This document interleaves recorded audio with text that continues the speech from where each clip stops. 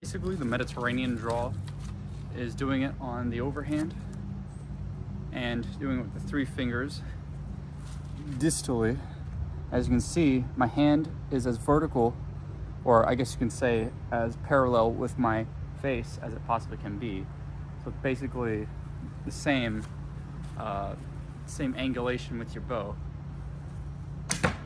And so that's what makes that work, because then it'll naturally start twisting the string as you pull. I come from a thumb draw background mostly, so my main thing that I tend to do is I do thumb draws.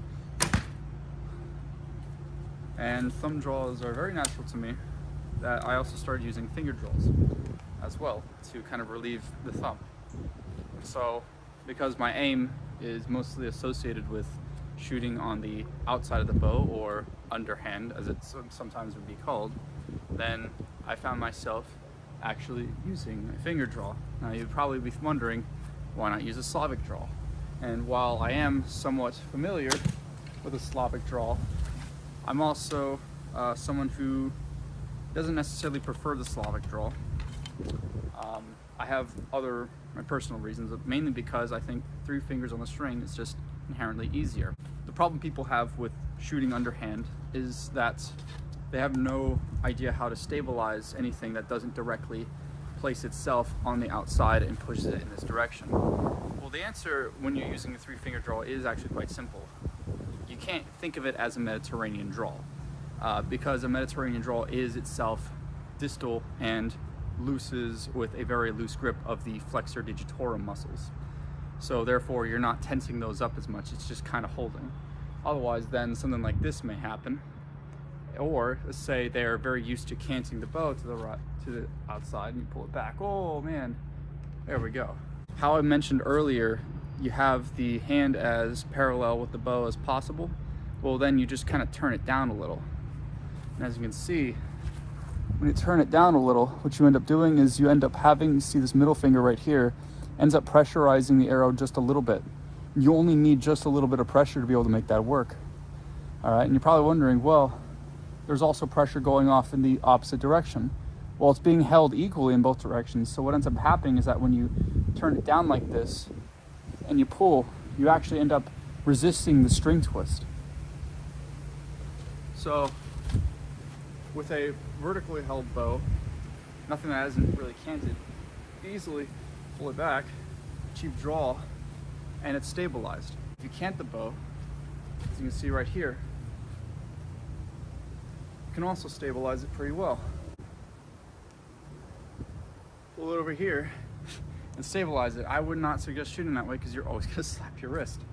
So, is that if you have a thick shaft, I don't have a particularly thick shaft, but it's still the same, it'll make the arrow wobble more, because when you release, the arrow, the back of the arrow particularly, pushes into the bow, and so therefore it ends up wobbling around it. People from Asia, and pretty much anybody who practices Asiatic archery, doesn't really matter who it is, I've already found an answer to this. It is called hatra.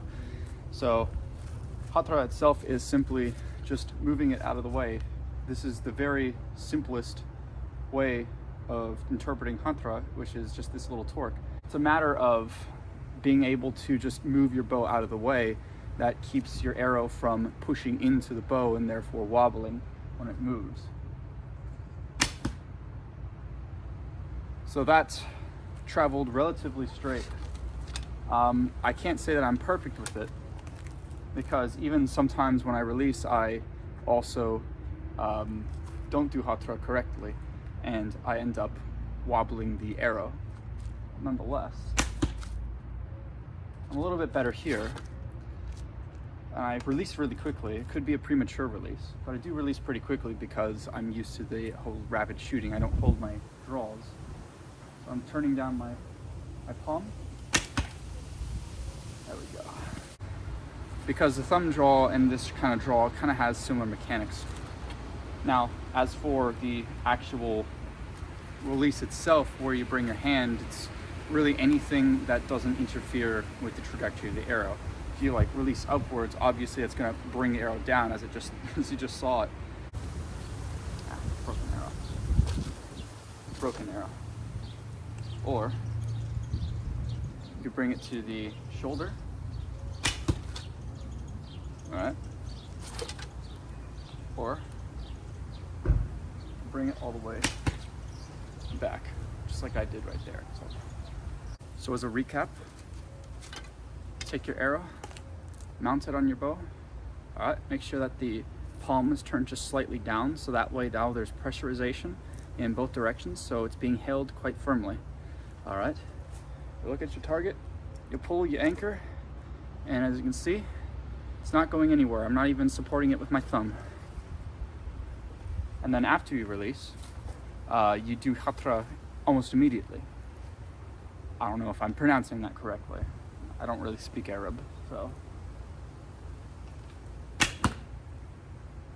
Yeah. Now it's just a matter of getting your aim correctly. As you know, my aim is a little all over the place, and I'm not very far. I was never the best at accuracy. But whatever accuracy technique you use, you just make sure that you're also adjusting your aim in any way. Just point your arrow in whatever direction you're trying to get it to. As for this, there's a tendency for the arrow to go a little bit more right, so then I would just point the bow a little bit more left, and therefore you can look through the bow from here. You'll look through on the other side of the bow and see your target on the outside of the bow, and therefore you'll be able to line up the arrow with the target much more inherently.